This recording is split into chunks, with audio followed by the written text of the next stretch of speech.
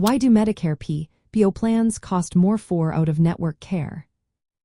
Imagine having the freedom to see any doctor you want, but noticing your bills are much higher when you go outside your plan's network. That's often the case with Medicare Preferred Provider Organization plans. These plans are a type of Medicare Advantage plan that lets you visit both in-network and out-of-network providers. But why do costs skyrocket when you see out-of-network doctors? Let's break it down. First, in-network providers agree to accept lower rates for their services. These discounts are negotiated between the providers and the insurance company.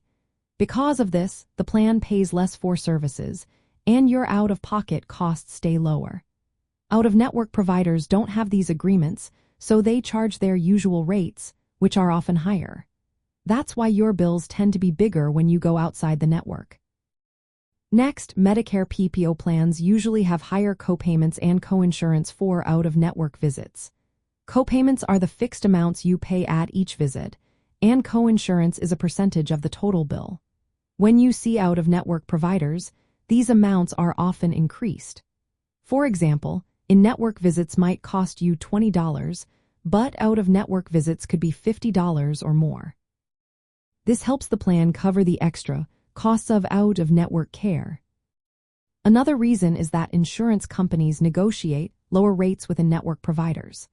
These negotiated rates are usually much lower than what out-of-network providers charge. Without these negotiations, out-of-network care can be much more expensive. When a provider is not part of the network, they can bill the full amount, which can be up to 115% of the standard Medicare fee-for-service rate. This rate is what Medicare normally pays for services.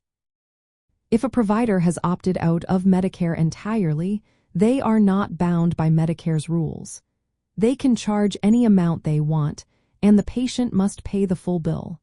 This can make out-of-network care very costly for seniors.